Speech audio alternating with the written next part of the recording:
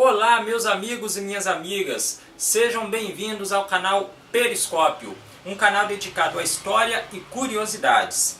Eu sou Thiago Queiroz e no vídeo de hoje vamos falar sobre o incêndio no Gran Circo norte-americano, uma das maiores tragédias que já ocorreram no Brasil. Se você gosta de história e curiosidades, vai deixando aí o seu curtir e se inscreve no canal enquanto roda a vinheta.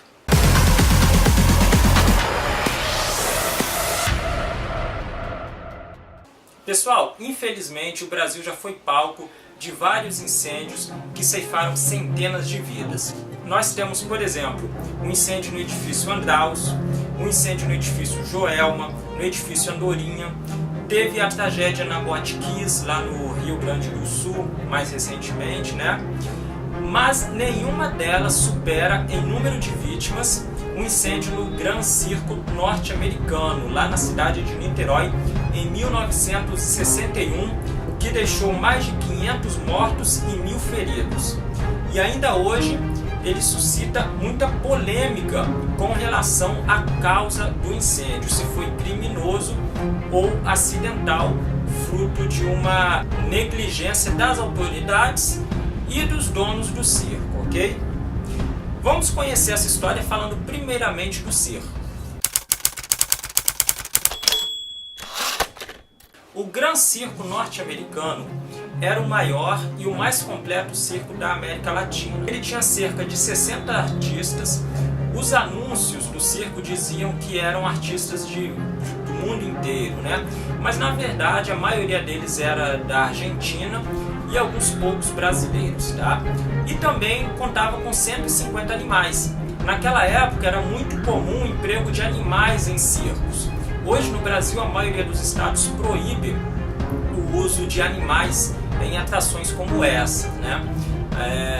Por isso os circos hoje em dia tem cada vez menos animais. É difícil, é cada vez mais raro você encontrar animais em espetáculos, em circos. Mas naquela época era muito comum. E o Gran Circo norte-americano, ele era praticamente um zoológico ambulante, porque contava com muitos animais como leões, camelos, girafas, elefantes. Ele tinha 5 elefantas indianas, né, que são mais fáceis de domesticar, sem falar nos artistas que se apresentavam como palhaços, mágicos, trapezistas, malabaristas. Então era realmente um circo imenso.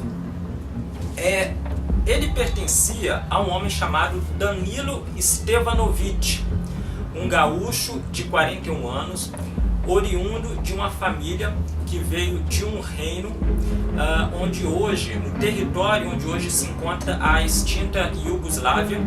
Essa família veio para cá em 1843, tá? A Iugoslávia, na época ainda não era Iugoslávia, era um reino que posteriormente naquele território formou a Iugoslávia, que hoje também não existe, né? Acabou em 2003, se esfacelou, se fragmentou aí em uma série de outros países, né?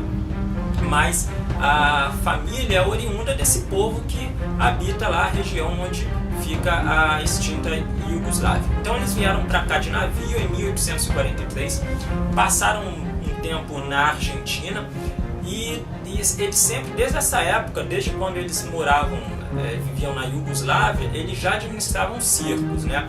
Então é uma longa linhagem de administradores e de artistas de circo. O Gran Circo norte-americano, ele estava chegando em dezembro em Niterói, após uma temporada no Rio de Janeiro que foi um sucesso.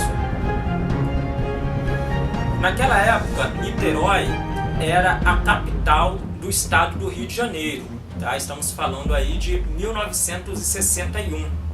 Naquela época, o estado do Rio, na verdade o território que hoje abrange o estado do Rio, era dividido em dois. Você tinha o estado do Rio e você tinha o estado da Guanabara, que era apenas a cidade do Rio de Janeiro hoje, tá? A capital do estado da Guanabara era o Rio de Janeiro e a capital do estado do Rio de Janeiro era Niterói, né? Posteriormente os dois estados se unificaram sob o nome de Estado do Rio de Janeiro, com capital na cidade do Rio de Janeiro.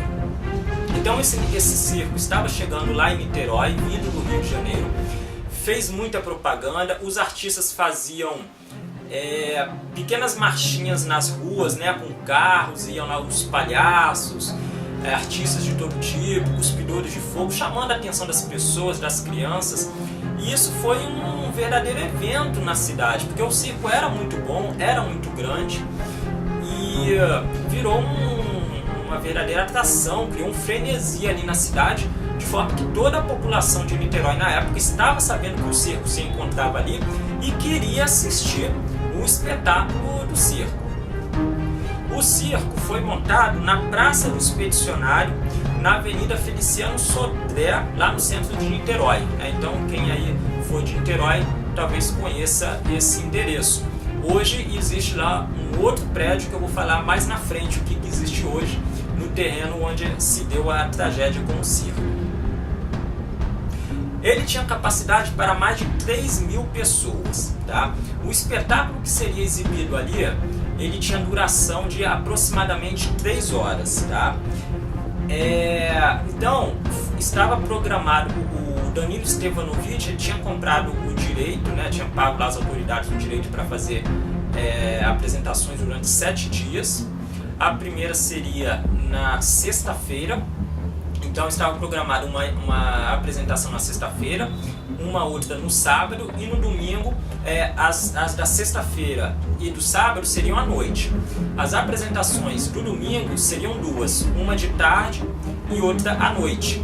E a grande expectativa era para essa apresentação de domingo, que era quando se esperava receber mais crianças, né, famílias, as pessoas de folga, né, crianças não teriam escola. Então a grande expectativa dos administradores do circo era para essa apresentação de domingo, essas 2 apresentações de domingo, que eles acreditavam que seriam bastante lucrativas. E realmente isso se confirmou. A procura desde a sexta-feira já foi muito grande. Os ingressos se esgotaram e a mesma coisa aconteceu para o domingo. Os ingressos se esgotaram para as 2 apresentações. O circo contava com uma lona de cerca de 6 toneladas recém-comprada. Tá? Nos anúncios que o circo divulgou pela cidade de Niterói, ele dizia que ela era feita de nylon, que portanto tornava essa lona mais segura. Porém não era verdade. Essa lona era feita com algodão e coberta com uma camada de parafina. Para que essa camada de parafina? Para deixar a lona impermeável. Tá? Assim a lona protegia ali o público da chuva, com uma eficiência muito grande. Essa técnica de cobrir a lona com parafina conferia uma eficiência muito grande à lona nesse quesito. Porém, isso tornava ela altamente inflamável, uma lona extremamente perigosa caso ela se incendiasse. Tá? Mas isso só foi apurado posteriormente. Apesar do circo ser muito grande, contar com muitos artistas, os donos terem um histórico tradicional, né, conhecerem bem o ramo, o negócio, apesar de tudo isso, o circo continha algumas falhas. Por exemplo, as instalações elétricas dele eram precaríssimas. Muito caso de fios desencapados, trabalhos elétricos mal feitos, né? Então ele oferecia um risco muito grande com relação às instalações elétricas, eram de fato precárias. E isso gerou muita suspeita após o incidente, inclusive com relação ao dono do circo, né? Ao dono do circo e também para as autoridades que teriam que conceder um alvará. Tá? A investigação desse caso foi muito polêmica, muito complexa, até hoje ela gera polêmica, né? A gente vai entender mais à frente. Outro problema que ele tinha era com relação às saídas de emergência. Para a época, para as normas da época, ambientes como aquele deveriam ter uma saída de emergência para cada 100 pessoas. Então, se cabiam 3.000 pessoas no circo, ele deveria conter pelo menos 30 saídas de emergência. Porém, ele não tinha nenhuma. Ele não tinha saídas de emergência, tá? Então, caso ocorresse alguma emergência ali e precisasse evacuar o circo rapidamente, iria ter que todo mundo sair pela mesma entrada, tá? Então era uma única entrada que na verdade funcionava como entrada e como saída também, tá? Isso impossibilitava esvaziar o circo com rapidez. E outro fato curioso, esse Danilo Stevanovic, que faleceu em 2001, tá? Ele sobreviveu à tragédia, veio a falecer relativamente aí recentemente, né? Há poucos anos atrás, em 2001. Ele já teve outros 2 circos que se incendiaram. O primeiro foi o Buffalo Bill e o segundo foi o circo Shangri-La. Os 2 incidentes aconteceram no mesmo local, num terreno aqui na Avenida Presidente Vargas, no Rio de Janeiro. Tá? Quem é do Rio de Janeiro com certeza deve conhecer um terreno ali onde até alguns anos atrás, sempre que chegava circo no Rio de Janeiro, ele sempre era instalado ali. Eu pelo menos vi vários circos ali. Eu vi o Circo Garcia ali, o Circo do Beto Carreiro ali, era um terreno próximo ao São Bódromo. Quem é daqui do Rio de Janeiro sabe que conhece essa região que eu estou falando, né? Os circos sempre eram instalados ali. Hoje tem algumas construções ali, não sei se fizeram uma escola, fizeram alguma coisa ali, não se instala mais circos ali. Mas se você veja, desde aquela época, isso em 1950, tá? A tragédia no Gran Circo americano, no Gran Circo norte-americano aconteceu em 1961. Os outros 2 circos do Danilo Stevanovic se incendiou, um em 1952 e o outro em 1953, tá? Nesse terreno lá na Avenida Presidente Vargas. Mas apesar de todas essas falhas, o circo funcionava normalmente, até porque as normas de segurança na época, né, isso há mais de 40, 50 anos atrás, não eram tão exigentes como hoje, né? Então o circo funcionava normalmente e chegando em Niterói aconteceu como os administradores planejavam. Houve uma grande expectativa, foi um imenso sucesso as apresentações de sábado e de sexta-feira, e no domingo os ingressos se esgotaram e Niterói em peso compareceu ao circo para assistir ali o que seria um grande espetáculo para eles, né? Mas na verdade acabou se convertendo aí numa grande tragédia. O fogo começou já no final do espetáculo, faltando aproximadamente aí uns 20 minutos para terminar o show. Estavam se apresentando ali naquele momento um número de trapézio, tá? Eram 3 trapezistas, tá?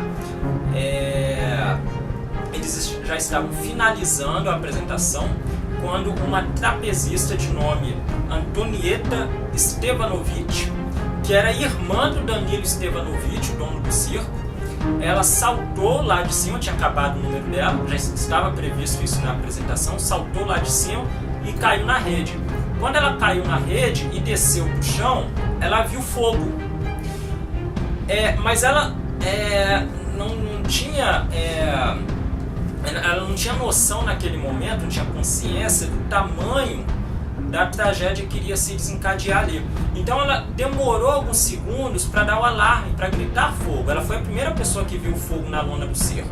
Mas ela demorou alguns segundos para dar o alerta, porque os outros 2 trapezistas estavam lá em cima ainda. Um deles, inclusive, era marido dela. Então, quando eles saltaram, ela gritou fogo. E aí alarmou ali aquelas milhares de pessoas que estavam na arquibancada do circo. Se instalou um pânico geral ali, as pessoas começaram a se atropelar, começaram a se pisotear, o picadeiro do circo foi invadido, e todo mundo queria sair dali imediatamente. Foi tudo muito rápido, tá? A lona toda foi consumida em menos de 10 minutos. Então foi muito rápido, imediatamente o ambiente ali começou a ser invadido por gases tóxicos, as pessoas começaram a se sufocar, se instalou um pânico generalizado e a maioria das pessoas pensaram na mesma rota de fuga, que era a entrada. Um comportamento natural. Você está num ambiente que você não conhece, você chegou ali pela primeira vez, você imediatamente se vê na necessidade de sair dali, é natural que você queira sair por onde você entrou. E esse foi o pensamento da maioria das pessoas ali. Essa saída, que também era a entrada, né, principal dos espectadores, infelizmente essa entrada não comportava sair aqueles milhares de pessoas em tão pouco tempo. Então, chegando ali, se afunilou realmente aquelas pessoas, muitas se aglomeraram ali, muitas foram pisoteadas, esmagadas, e para agravar a situação, bem na saída dessa passagem, tinha uma série de grades que serviam para controlar a entrada do público. Porque como é que funcionava o circo? Eles montavam na entrada uma armação com grades para que as pessoas entrassem um a um, e dessa forma os funcionários do circo tivessem controle sobre quem está entrando naquele ambiente. Faltando pouco tempo, poucos minutos para o show acabar, aquela armação de ferro era retirada para dar vazão ali, para facilitar a passagem, tá? E possibilitar que mais pessoas passem por ali com mais rapidez. Porém, isso ainda não havia acontecido naquele momento, a armação ainda estava ali. Então, além da passagem ser estreita, ela ainda tinha essa armação montada com grades de ferro na frente, dificultando ainda mais a saída das pessoas. Então a maioria correu para ali. Essa foi uma rota de fuga, muitos conseguiram sair a tempo, muitos se salvaram, né? Muitos ficaram presos também, mas muitos conseguiram se salvar por ali. Outra rota de fuga seria a entrada dos artistas, né? A entrada e saída dos artistas, que ficava exatamente no oposto da entrada do público, tá? Essa saída foi usada pelos artistas. Nenhum artista morreu no incêndio, nem artistas nem animais. Os artistas todos saíram pela entrada deles, eles conheciam aquela ali. Também poderia ser usada pelo público, mas infelizmente o público não conhecia, não sabia que ali havia uma saída, né? Então acabou que ninguém usou aquela saída, ou se alguém usou foi por acaso, foram poucos, né? Muito poucos, e ela acabou não salvando a quantidade de pessoas que poderia salvar. Outra rota de fuga foi simplesmente passar por baixo da lona, o que era fácil. A lona não tocava o chão, ela ficava acima do chão cerca de 20 centímetros, né? Mas naquele pânico era muito difícil notar que era possível passar por baixo da lona. Mas algumas pessoas conseguiram fazer isso e passaram por baixo da lona. Outras cortaram a lona com canivetes, tá? Algumas pessoas cortando canivetes, cortaram a lona, saíram por ali, possibilitando a saída também de outras pessoas por esse rasgo, e outras pessoas que saíam do circo, já do lado de fora, cortavam a lona, possibilitando assim o salvamento de mais pessoas. E uma quarta rota de fuga foi a elefanta. Uma elefanta chamada Semba estava no picadeiro naquele momento, e ela foi atingida no dorso por um pedaço de lona incandescente. Caiu sobre o dorso dela, sobre as costas, né? Acabou ferindo ela, estava pegando fogo. Ela se assustou e saiu em disparada.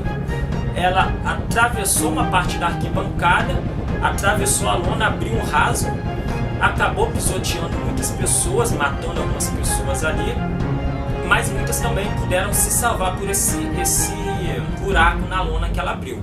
Tá? Essa elefanta, inclusive, até hoje ela está viva, né? Elefantes vivem bastante, aí, mais de 100 anos.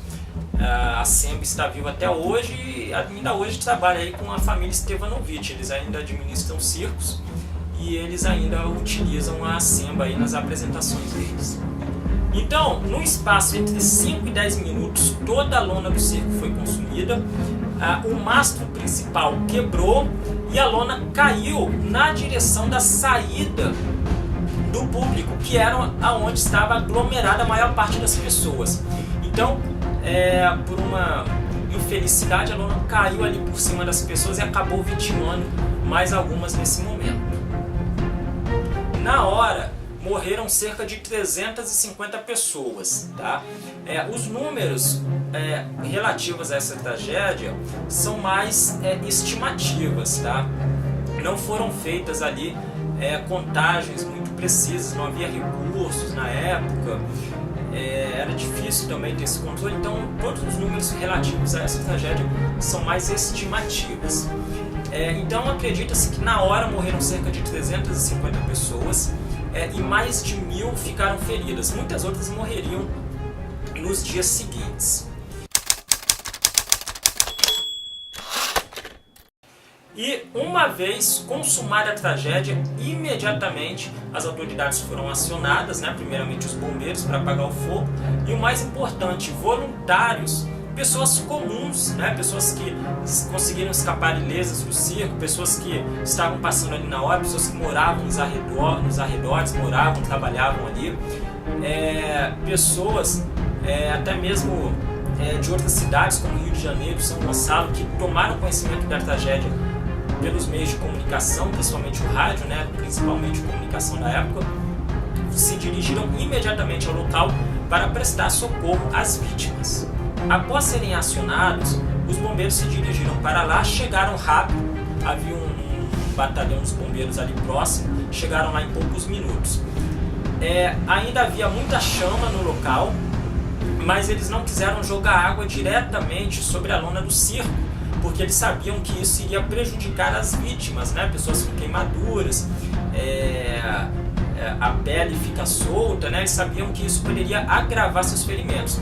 Então eles dirigiram as mangueiras por alto e espargiram a água sobre a lona do circo, resfriaram o terreno, né? E apagaram o fogo dessa forma por resfriamento rapidamente. Em seguida chegaram ali ambulâncias, médicos, né? Que infelizmente a tragédia era muito grande. As ambulâncias não davam conta, não davam vazão de transportar tantos feridos. Então muitas pessoas foram transferidas em carros particulares, tá? Pessoas que estavam ali com seus carros, né? Pessoas que se dirigiram para lá, acabaram prestando socorro, transportando feridos. Para onde eles foram transportados? Principalmente para o Hospital Antônio Pedro, que era o principal hospital da região. Porém, ao chegar lá, o que as pessoas se depararam? Um hospital trancado, fechado, cheio de barricada nas entradas. Por quê? Ele estava em greve. Ele estava funcionando em condições precaríssimas, faltando todo tipo de material. E os funcionários então fizeram uma greve contra essa situação. Inclusive naquela época Niterói passava por uma crise muito grave, né? Não conseguia pagar suas contas, faltava dinheiro em caixa, então tinha uma série de problemas. Então isso acabou afetando o hospital. E a população, com a ajuda do exército, arrombou as portas do hospital para que os feridos fossem tratados ali.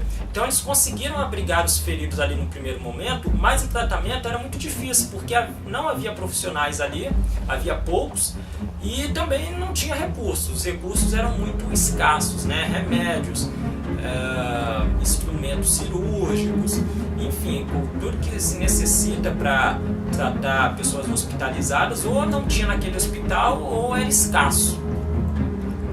Então, por essa infelicidade, isso acabou agravando o problema. Então, pessoas foram direcionadas para outros hospitais nas cidades vizinhas, tá? Sobretudo São Gonçalo.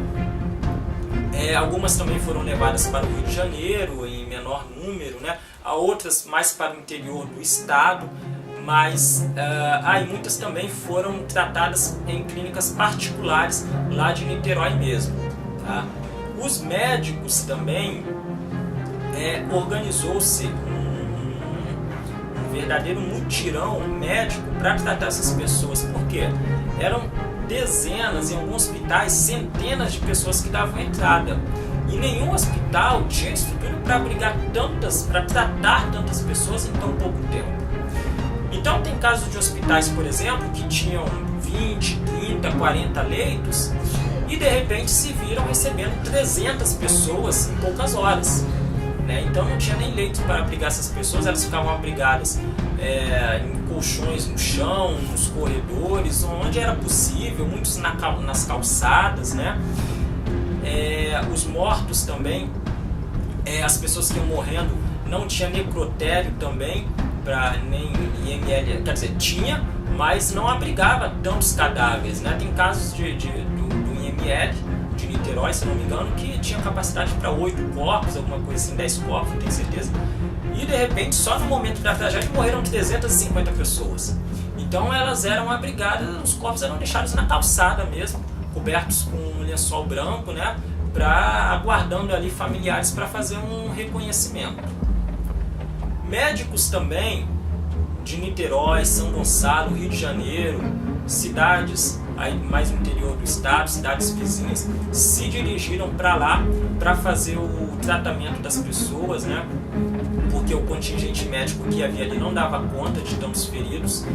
Então essas pessoas trabalharam lá de graça. Existem casos de pessoas que ficaram no hospital durante semanas seguidas sem ir para casa, tá? Largaram o trabalho durante vários dias só para ficar tratando aquelas pessoas ali. Uma tragédia desse tamanho, evidentemente, gerou uma comoção nacional, né? Impactou muito o Brasil, é uma história muito triste e gerou também uma comoção mundial. O Papa, por exemplo, ele rezou uma missa em memória das vítimas, né? A própria Igreja Católica, o Vaticano, enviou um cheque com recurso, dinheiro, né? Mandou um dinheiro para Niterói para ajudar no tratamento das vítimas. Muitas pessoas começaram a organizar fundos, né? O governador de Niterói na época, a esposa dele também, organizaram fundos para coletar dinheiro, para comprar remédios, alimentos, leitos para abrigar os feridos. E vários países enviaram recursos também, remédios, enxertos, pele, né, para fazer enxerto, instrumentos cirúrgicos. A Argentina enviou uma equipe médica, os Estados Unidos enviou pele liofilizada, né, que é usada para um tratamento de queimaduras e para realizar enxerto também. Então, essa história na época ficou conhecida no mundo inteiro e gerou uma comoção mundial. Até hoje, ela é a maior tragédia circense do mundo.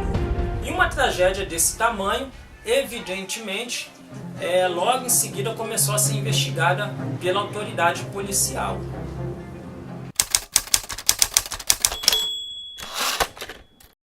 Os primeiros suspeitos foram os próprios Stevanovic. A família Stevanovic foi presa, né, foi levada para a delegacia para prestar depoimento.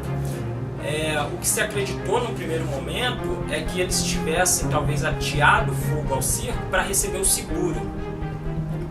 Também acreditou-se também que poderia, devido a uma negligência deles, ter sido provocado um incêndio.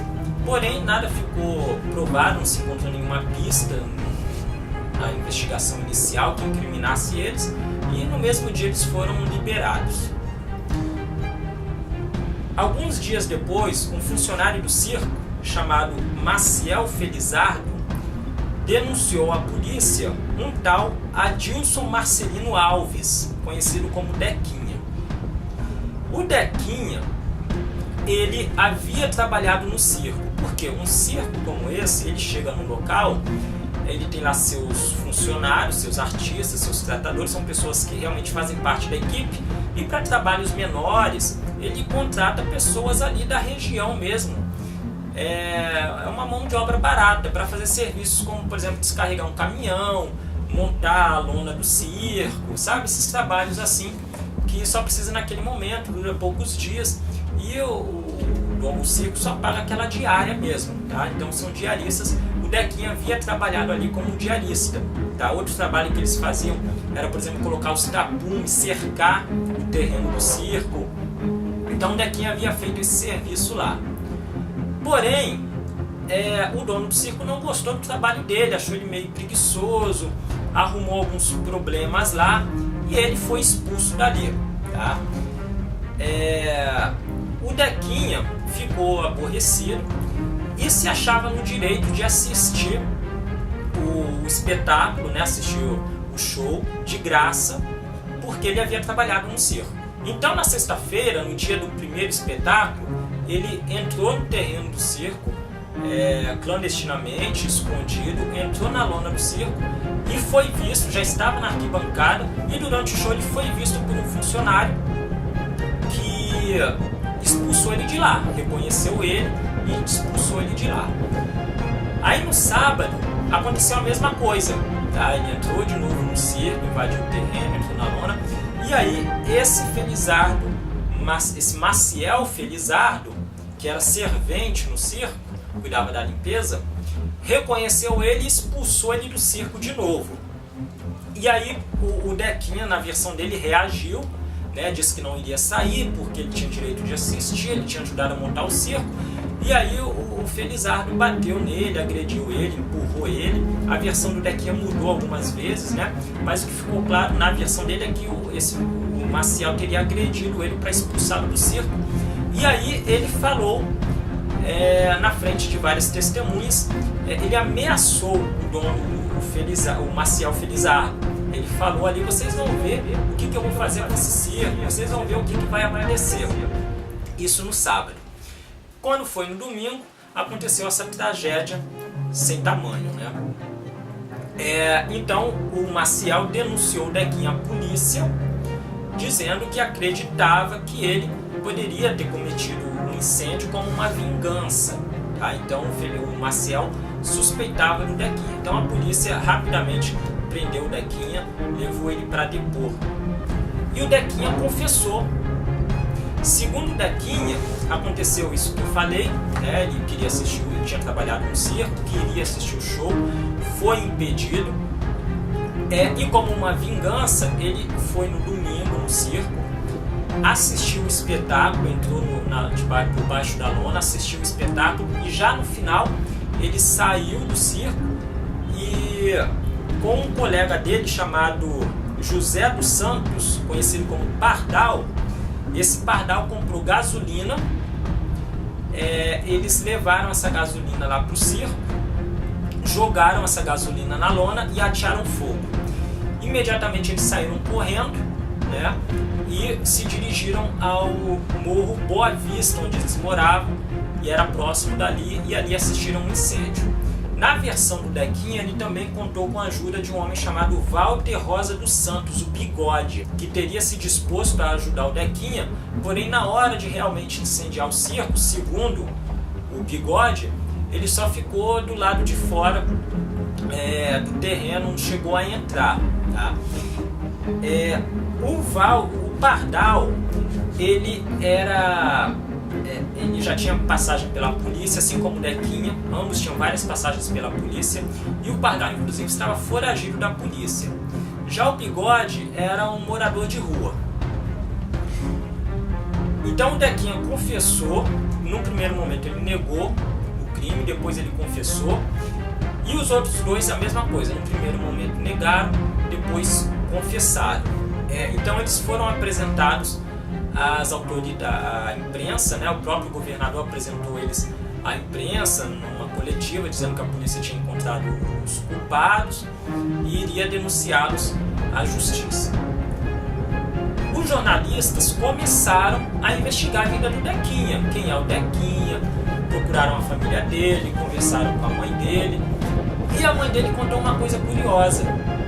Eles descobriram que o Dequinha, ele tinha problemas mentais. Inclusive ele passou por uma avaliação médica que apontou isso, que ele tinha problemas mentais.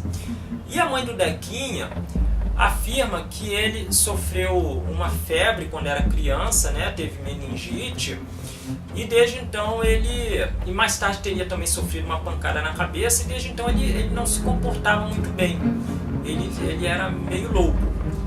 E ela dizia inclusive que ele tinha mania de confessar tudo, qualquer coisa que acontecesse, se ninguém soubesse quem fez, o Dequinha assumia a responsabilidade, porque segundo a mãe dele, na cabeça do Dequinha, aquela era uma forma de chamar a atenção. ele se sentia importante ali, se sentia o centro das atenções. Então ele tinha mania de confessar outras coisas que ele não tinha feito. Isso segundo a mãe do Dequinha. Muito se falou também que eles teriam sido torturados para confessar. O Dequinha chegou a passar por um exame de corpo de delito, não apresentou ferimentos. Um dos dois aqui, o Pardal, ele também, durante a coletiva de imprensa, os jornalistas notaram alguns ferimentos nele, alguns hematomas na verdade, mas não se sabe se aquilo ali foi fruto de tortura ou se ele já tinha talvez levado uma surra antes de ser preso. O fato é que nada ficou provado, é só uma especulação, né? Não existe nenhuma materialidade, nenhum indício de que isso tenha acontecido.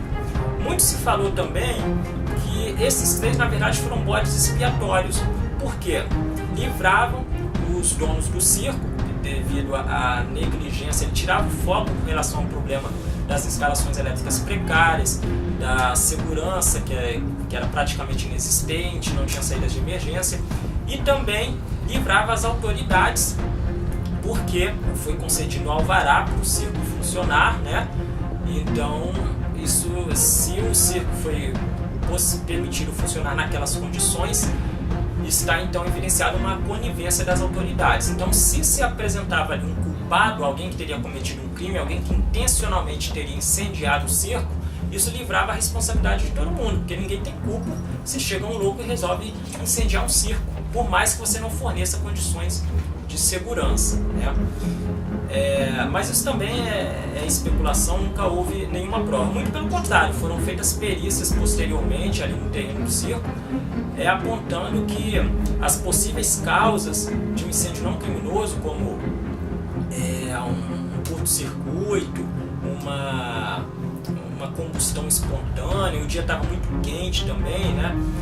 Então se poderia ter possibilitado uma combustão espontânea, uma guimba de cigarro, nada disso, não foi encontrado nenhum indício que levasse a uma conclusão como essa. Portanto, os três foram indiciados à justiça e foram julgados. Uma outra pessoa que chamou muita atenção por causa dessa tragédia é um homem chamado José Datrino. O José Datrino, ele era um homem que teve uma infância muito pobre, né? Morou no interior. Quando adulto veio morar no Rio de Janeiro, no bairro de Guadalupe. Ele tinha uma empresa, tinha família, tinha esposa, tinha 5 filhos, tinha uma empresa de transporte de mercadorias, né, caminhões, tinha 3 caminhões, já tinha algum patrimônio, tinha casa, tinha terrenos, mas ele teve uma epifania alguns dias após o desastre no circo. Ele estava trabalhando quando ele disse que ouviu um chamado para ele largar a vida dele e se dirigir ao local onde havia acontecido a tragédia. Segundo ele contou mais tarde, isso se repetiria outras 2 vezes. Então, no total, ele teve 3 chamados divinos, digamos assim, né? Muitas pessoas acreditam hoje que o profeta Gentileza talvez fosse alguém iluminado, uma pessoa com uma visão superior, né? Uma espiritualidade mais desenvolvida, mais elevada. Muitos também acreditam que ele era louco, né?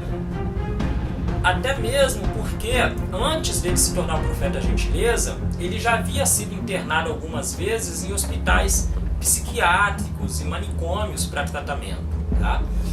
De qualquer forma, ele levava uma vida normal, independente se tinha um problema psiquiátrico ou não. E nesse dia, a vida dele mudou radicalmente. Ele realmente largou tudo, família, patrimônio, a empresa, pegou um caminhão e se dirigiu ao terreno do circo. Lá ele chegou, o terreno estava abandonado, ele cercou aquele terreno, ele limpou o terreno, ele criou uma horta ali, ele criava animais ali, ele cavou um poço ali, então ele criou um verdadeiro jardim ali, ele embelezou aquele local que ficou sujo, abandonado, queimado, trazendo, evocando lembranças muito negativas, né? Então ele embelezou aquele local e morava no caminhão dele. Dormia lá durante a noite, durante o dia ele cuidava ali da horta que ele tinha criado, dos animais que ele criava ali, do jardim dele. E consolava também as pessoas, porque pessoas que haviam perdido seus entes queridos na tragédia, algumas delas também tinham sido vítimas, né? Mas se recuperaram depois, mas perderam parentes lá, desesperadas iam naquele lugar, desesperadas, né? Algumas pensando em suicídio, e o profeta Gentileza, ele consolava aquelas pessoas. Então ele ficou fazendo isso durante 4 anos. Depois disso ele abandonou aquele local e fez uma série de peregrinações pelo Brasil, pregando e difundindo mensagens de solidariedade, de amor ao próximo, mensagens religiosas, né, principalmente de cunho católico. Então ele fez isso no Brasil inteiro desde aquela época, em 1961. Depois ele voltou para o Rio de Janeiro, se fixou aqui no Rio de Janeiro, e aqui no Rio foi onde ele ganhou mais destaque, onde ele andou mais, onde ele deu entrevistas, foram feitos posteriormente documentários sobre ele. Então foi onde ele chamou mais atenção, principalmente depois que ele pintou 56 pilastras no viaduto do Caju, pertinho aqui da minha casa, coincidentemente. Ele pintou 56 pilastras nas cores da bandeira do Brasil, com mensagens como a famosa gentileza gera gentileza, gentileza gera natureza, gera amor, nobreza e várias outras mensagens, tá? Posteriormente, essas mensagens foram alvo de depredação, mas depois passaram por restauração, né? E hoje são tombadas pela Prefeitura do Rio, são consideradas um patrimônio cultural. E essas pilastras foram pintadas na década de 80, né? Ficaram muito famosas, e ele ficou fazendo esse trabalho aí até 1996, quando ele morreu aos 79 anos. No julgamento dos três homens lá, o Dequinha, o Pardal e o Bigode, foram indiciadas também as companheiras do Pardal e do Bigode, tá? A Dirce e a Tereza. O Pardal, o Bigode e o Dequinha foram condenados a 16 anos de prisão cada um, somando aí medida cautelar, né, a condenação, uma série de medidas aí. Em termos jurídicos, né, a pena foi desmembrada e tal, mas juntando tudo, dá 16 anos para cada um. As companheiras Dirce e Tereza foram absolvidas, porque elas tinham conhecimento, na versão dos três, né, elas tinham conhecimento de que o circo seria incendiado, mas não se envolveram no incêndio, né, na prática do crime. Então a justiça entendeu que elas foram omissas, né? Elas não tiveram nenhuma ação que impactasse no resultado do crime, tá? Então elas foram omissas, e isso não é crime, ou não era crime na legislação daquela época, não era coautoria, melhor dizendo. Então elas foram absolvidas. O Dequinha era tido como um preso de bom comportamento, apesar de que havia um histórico de fuga. Numa ocasião ele tentou fugir, foi recapturado pouco tempo depois, mas apesar desse incidente era considerado um preso de bom comportamento, até que no dia 26 de janeiro de 1973 ele fugiu da prisão, se dirigiu ao Morro da Boa Vista, lá em Niterói, onde ele morava, ficou na casa da mãe dele por alguns dias, e 5 dias depois ele foi encontrado morto de manhã, bem cedinho, no alto do morro, com 13 tiros. Até hoje não se sabe, a polícia não descobriu, não apurou a razão do crime, a motivação, o assassino, né, a autoria do crime. Então é um crime que foi arquivado e permanece até hoje sem solução. Com relação aos outros dois, o Pardal e o Bigode, não se tem registro. A última coisa que se sabe sobre eles é que foram condenados e foram presos. Depois disso, eles não aparecem em nenhum outro documento no aparato judiciário. Tá? Não se sabe se eles morreram na prisão, se foram soltos. Não se sabe, não tem registro sobre eles. É desconhecido o destino desses dois. O prefeito de Niterói, algum tempo após a tragédia, fixou o número de mortos em 503 e o de feridos em mais de 1.000. Tá? Porém, muitas pessoas, esse número é referente apenas aos que morreram em Niterói. Muitas pessoas foram levadas para hospitais dos municípios vizinhos, como o Rio de Janeiro e São Gonçalo, para tratamento, e morreram nesses outros municípios. E eles não entram nessa estatística oficial que foi feita pelo município de Niterói. Então o número de mortos pode ser muito superior. Assim como pode ser inferior também, né? Muitos argumentam que não morreu essa quantidade toda de gente. Mas esse número de 500 mortos, 503 é o número oficial, é o mais aceito, tá?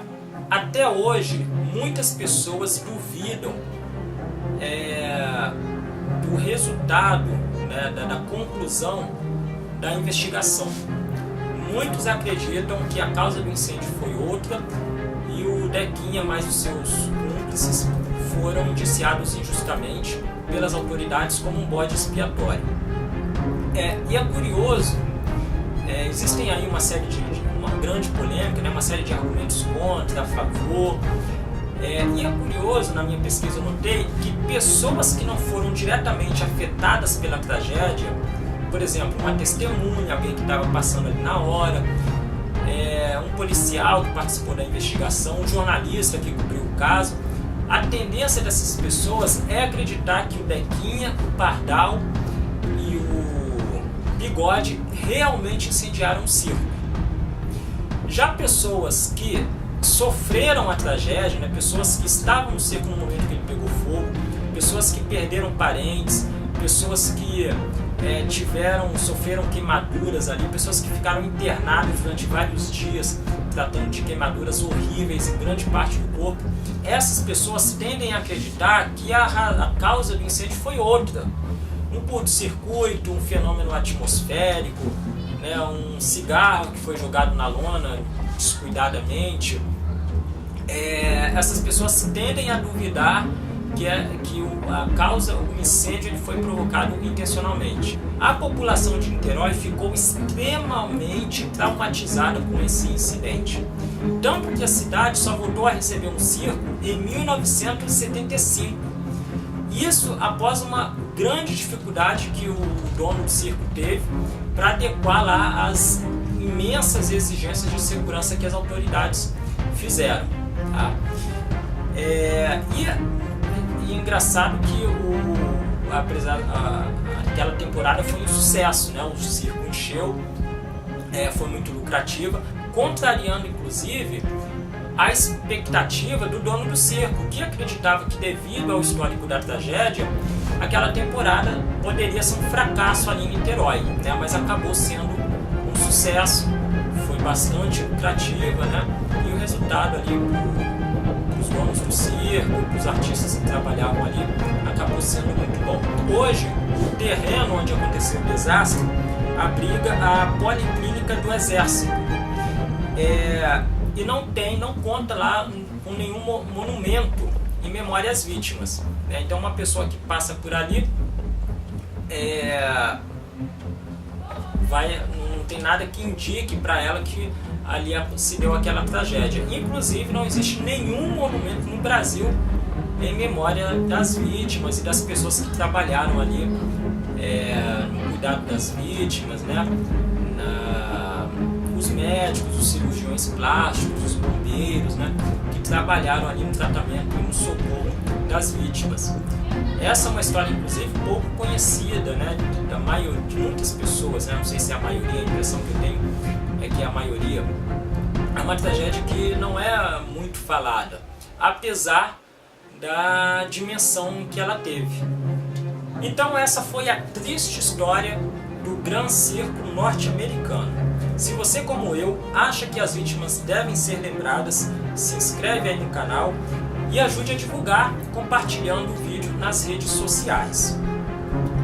E com relação à causa do incêndio, você acha que o Dequinha era culpado? Ou você acha que ele foi condenado injustamente e a causa do incêndio foi outra, um curto-circuito, um fenômeno atmosférico, enfim, qualquer outra que não seja intencional? Qual a sua opinião a respeito? Deixa aí nos comentários, dê a sua opinião, participe. Aguardo você no próximo vídeo e obrigado pela sua audiência. Até mais.